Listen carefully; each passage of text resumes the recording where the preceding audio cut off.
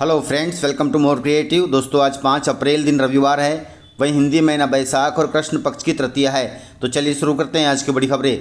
यदि आपको खबरें पसंद आए तो वीडियो को लाइक ज़रूर करिएगा और इसी प्रकार की खबरों के लिए चैनल को सब्सक्राइब कर बेल आइकन पर क्लिक कर दें। दोस्तों, खबरें पूरी पाने के लिए वीडियो अंत तक जरूर देखिएगा और आप हमें प्रदेश के किस जिले से देख रहे हैं कमेंट बॉक्स में जरूर बताइएगा।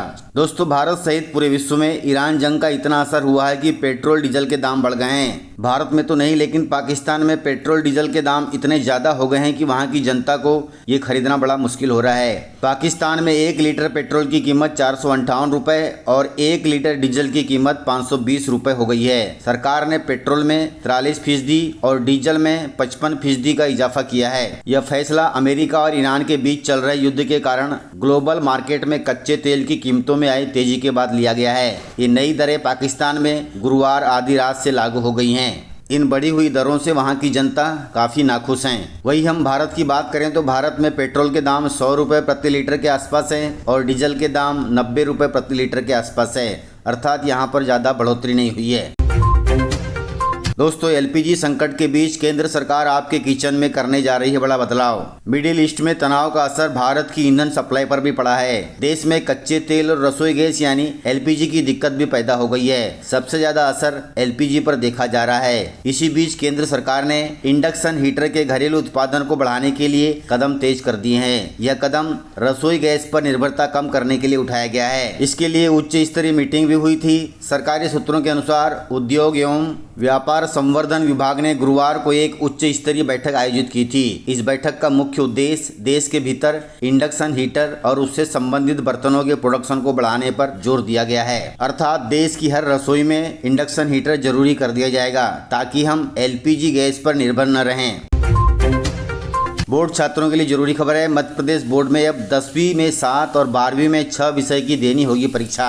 गाइस, मध्य प्रदेश में स्कूली शिक्षा विभाग व्यवस्था में बड़ा बदलाव करने जा रहा है। राष्ट्रीय शिक्षा नीति के तहत अब विद्यार्थियों को पारंपरिक पढ़ाई के साथ साथ व्यावसायिक शिक्षा भी अनिवार्य रूप से पढ़नी होगी। स्कूल शिक्षा विभाग ने इस संबंध में एक प्रस्ताव शासन को भेजा है, जिस पर मंजूरी मिलते ही यह नियम वर्ष 2026-27 से लागू कर दिया जाएगा। इस नियम के अनुसार अब कक्षा 9वीं से 12वीं तक के विद्यार्थियों को राष्ट्रीय कौशल योग्यता ढांचा के तहत एक व्यावसायिक विषय लेना अनिवार्य होगा। पहले यह व्यवस्था वैकल्पिक थी, लेकिन अब इसे अनिवार्य बनाने की दिशा में कदम उठाया गया है ताकि विद्यार्थियों को पढ़ाई के साथ साथ रोजगार परक कौशल भी मिल सके। इसके तहत कक्षा 10वीं के विद्यार्थियों को अब 7 विषयों की परीक्षा देनी होगी। इसमें हिंदी, अंग्रेजी, संस्कृत, विज्ञान, गणित, सामाजिक विज्ञान के साथ साथ एक व्यावसायिक शिक्षक होगा। सभी विषयों की परीक्षा देना अनिवार्य होगा, लेकिन रिजल्ट तैयार करते समय 6 सर्वश्रेष्ठ विषयों के आधार पर ही अंक जोड़े जाएंगे। व्यावसायिक विषय का अंक नहीं जोड़ा जाएगा। इसी तरह कक्षा 12वीं में भी अब 5 के बजाय 6 विषयों की परीक्षा देनी होगी। इसमें भी एक व्यावसायिक विषय जोड़ा जाएगा। वहीं रिजल्ट तैयार करते समय 5 सर्वाधिक अंकों वाले विषयों को ही शामिल किया जाएगा। कुल मिलाकर अगले सत्र से कक्षा 9वीं से 12वीं तक के विद्यार्थियों को व्यावसायिक विषय पढ़ने के लिए तैयारी जरूर करनी होगी।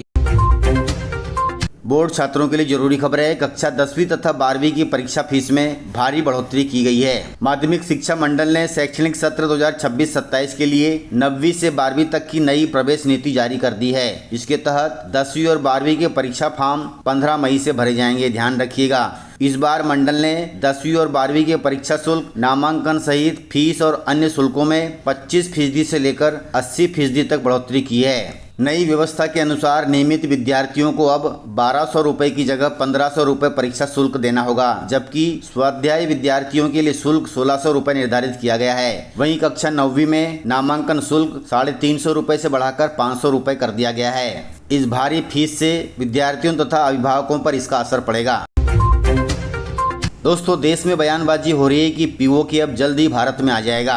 देश के काजी उमर अहमद इलियासी ने कहा कि मैं कश्मीर में यहाँ खड़े होकर अपने पड़ोसी देश से बात करना चाहता हूँ कि पीओके जो भारत का एक अभिन्न अंग है, निश्चित रूप से भारत में फिर शामिल होगा। इलियासी ने कहा कि पीओके के लोग वहाँ जनमत संग्रह करवाना चाहते हैं और वे भारत के साथ फिर से जुड़ना चाहते हैं और जम्मू कश्मीर में हो रहे वे विकास को भी देख रहे हैं। इलियासी ने कहा कि यदि ऊपर वाले ने चाहा तो उनकी घर वापसी जल्द हो जाएगी, अर्थात पीओके भारत में शामिल हो जाएगा, क्योंकि पीओके के लोग भी चाहते हैं कि वे भारत में शामिल हो जाएं। वे कश्मीर के विकास को देख रहे हैं। धारा 370 हटने के बाद कश्मीर में विकास हो रहा है और इसी विकास को देखते हुए वे अब भारत में शामिल होना चाहते हैं, जो कि बहुत अच्छी बात है।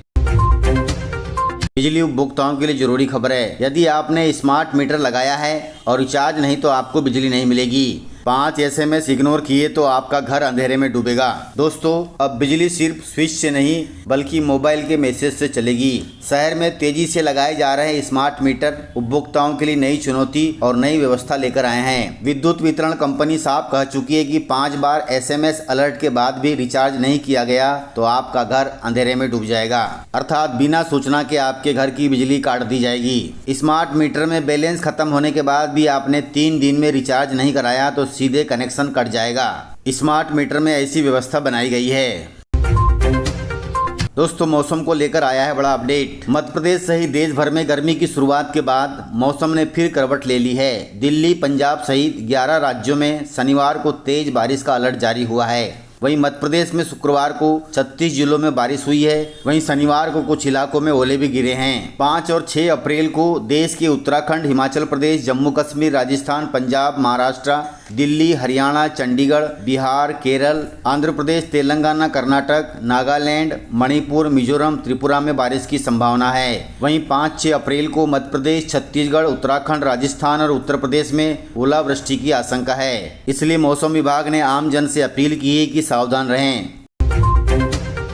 स्कूली छात्रों के लिए जरूरी खबर है। मध्य प्रदेश बोर्ड रिजल्ट से पहले छात्रों की अनोखी मन्नतें जारी हैं। माध्यमिक शिक्षा मंडल ने 7 से 15 अप्रैल के बीच 10वीं और 12वीं का रिजल्ट जारी करने की तैयारी कर ली है। छात्रों के बीच रिजल्ट को लेकर काफी उत्सुकता और साथ में डर भी है, इसलिए मंदिरों में इन दिनों अलग ही नज़ारा देखने को मिल रहा है। रिजल्ट का डर और तनाव को कम करने के लिए विद्यार्थी भगवान की शरण में पहुंच रहे हैं। कोई 100 लड्डू चढ़ाने की मन्नत मांग रहा है तो कोई 100 परिक्रमा करने का संकल्प कर रहा है। छात्र छात्राएं बड़ी संख्या में मंदिरों की दान पेटियां भर रहे हैं। वे पर्चियों में लिखकर भगवान से पास होने की गुहार लगा रहे हैं और मन्नत भी मांग रहे हैं, जो कि बहुत अच्छी बात है। वहीं रिजल्ट को लेकर शिक्षा मंत्री ने कहा है कि जल्द ही रिजल्ट घोषित कर दिया जाएगा। 15 अप्रैल तक 10वीं और 12वीं का रिजल्ट घोषित कर दिया जाएगा।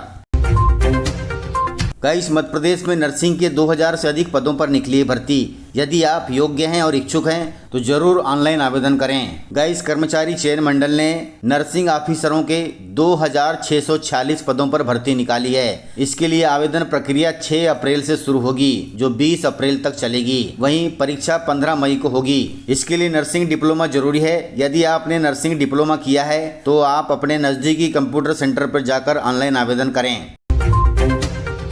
दोस्तों, किसानों के लिए जरूरी खबर है। मध्य प्रदेश में MSP पर गेहूं की खरीदी की तैयारी पूरी हो गई है। शुरू होने वाली अब स्लॉट बुकिंग की प्रक्रिया। दोस्तों, मध्य प्रदेश में गेहूं उपार्जन प्रक्रिया शुरू होने की तारीख नजदीक आ रही है। गेहूं उत्पादक किसानों को ध्यान रखना होगा कि सरकार 2 अलग अलग तारीखों में गेहूं खरीदी कर रही है। पहली तारीख है 10 अप्रैल और दूसरी तारीख है 15 अप्रैल। इस समय राजस्व विभाग द्वारा किसानों के पंजीकृत रकबे के सत्यापन का कार्य तेजी से किया जा रहा है। सत्यापन पूर्ण होने के बाद किसानों के लिए स्लॉट बुकिंग प्रक्रिया प्रारंभ की जाएगी, जिसके बाद किसान अपनी फसल बिना किसी असुविधा के उपार्जन केंद्रों पर बेच सकते हैं। वहीं खाद्य मंत्री गोविंद सिंह राजपूत ने बताया कि प्रदेश में गेहूं उपार्जन के लिए इस वर्ष 19,04,000 किसानों ने पंजीयन कराया है, जो पिछले वर्ष की तुलना में 3,60,000 किसान अधिक हैं, जो कि बहुत अच्छी बात है। दोस्तों, इस प्रकार से खबरें थी। यदि आपको खबरें पसंद आई हो तो वीडियो को लाइक, शेयर एंड सब्सक्राइब जरूर करें। तो मिलते हैं सर अगले वीडियो में, तब तक के लिए जय हिंद, जय भारत, जय MP।